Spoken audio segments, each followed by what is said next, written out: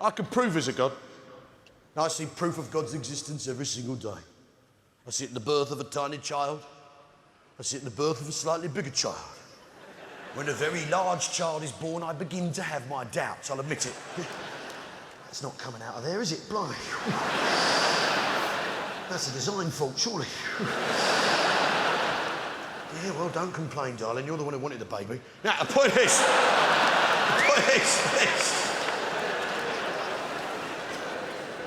The truth is this. Ever had a baby born in a minicab? It's a baby in number 2. It's a baby... Do you think you'll be an ambulance controller one day? Do you think you'll do that, Jace? One day? Ambulance to number 42. Yeah, do you think you could do that? Because I used to be an ambulance driver. I'll tell you how they got the job. Arrived half an hour late for the interview, walked in, they went, "You're just the bloke we're looking for. Well done." I said, "I'm sorry, I got stuck in traffic." Fuck me, he's done his own work, hasn't he? Very impressive. What is this? I can prove there's a God for you now, right? Because I see proof of God's existence in the miracle of creation, in the beauty of the butterfly flapping his wings in the sunshine, the dolphin cresting the wave. I see it in the rapid rate of mutation in the swine flu virus. I see it in that little fish thing that swims up your piss and goes through your body and comes out your eyeball that lives in the jungle. Proof of God. But mainly, I know there's a God every time I look in the sky and see a jumbo jet flying through the sky.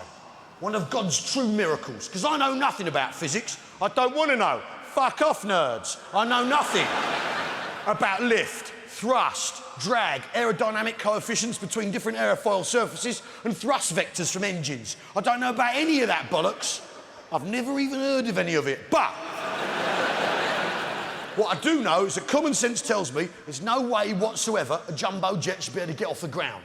It's too heavy, innit? Look, I'm too heavy to fly. Look, it's not happening, is it?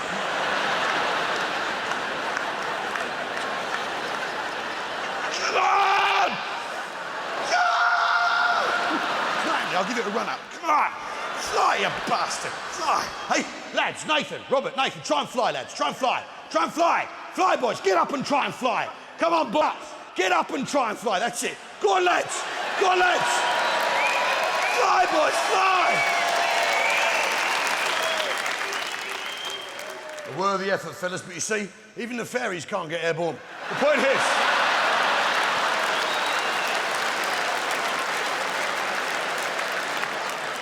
You're obsessed. I'm too heavy to fly, you lads are too heavy to fly. Fat bloke, you're definitely too heavy to fly, aren't you?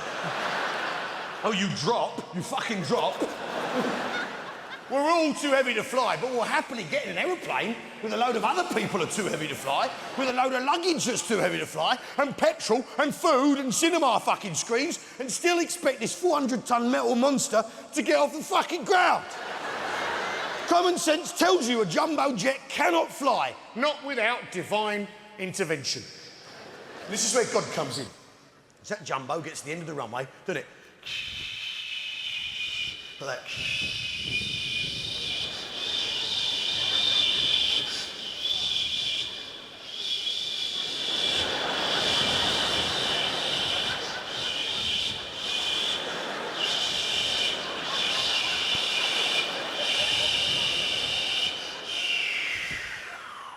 Like that.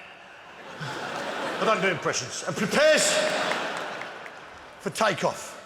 And it's at that moment that God, who's up in heaven, which is in the sky, up somewhere, not in the blue bit though, or we'd be able to see him, wouldn't we? So in the dark bit, in the black bit, he hides in the black bit, probably behind the moon. That's why the moon's so close, so he can keep an eye on things but hide, so he's up there.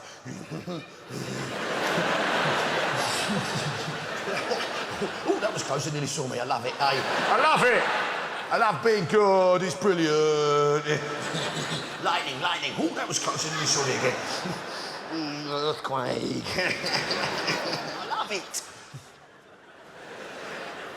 And it's at that moment, when a jumbo gets to the end of the runway, that God hears a sound coming from an aeroplane. And he's reminded of something. He's reminded of a promise he made to mankind. A promise he made to all of humanity. A pact he has with you and me.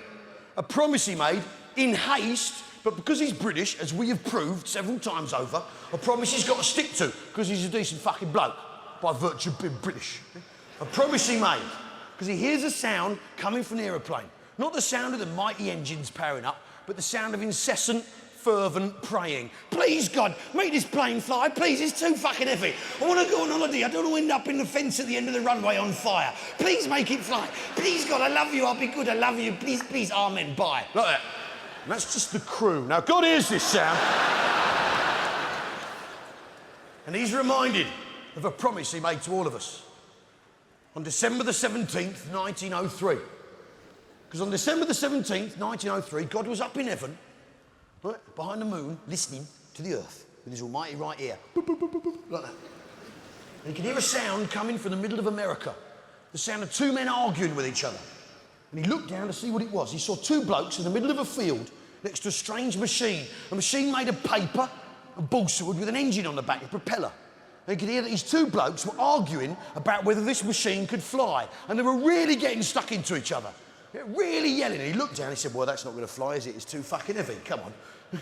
It's got wings, but they don't flap. It's pathetic. I've got all those birds flying around as a clue. What a waste of a fucking week. And he looked down and he could see that the Wright Brothers were getting properly stuck into each other and were about to kill each other. The Wright Brothers were having a proper family ding-dong. No! Fuck you, Orville Wright! There's no motherfucking way this plane's gonna fly! You're a fool! I tell you, motherfucking fool, Orville! This plane ain't gonna motherfucking fly! You've invented a piece of shit, you motherfucking fool! Fuck you, Wilbur! This motherfucking plane's gonna fly! I can see this plane fly around this motherfucking prairie, land here and kick your fool's ass! Fuck you! Mama said you was a fool, Papa said you was a fool. I seen a horse fly, I seen a house fly. Why? I've even seen an elephant fly, but ain't no fool giving no motherfucking plane. Brothers, now. I don't do impressions, but for all we know, that's a really good one. God heard this. God heard this and thought, well, they're going to kill each other, they're going to have to step in. I'll make the thing fly, just this once. And he didn't think through the consequences, because he reached down with his almighty right hand and picked up the aeroplane and carried it round the prairie, turning his hand invisible at the appropriate moment, and carried it round.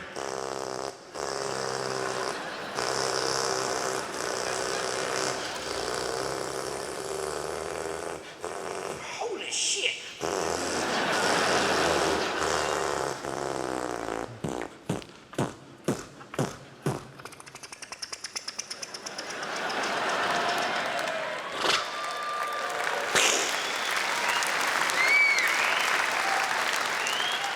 Who's the fool, motherfucker?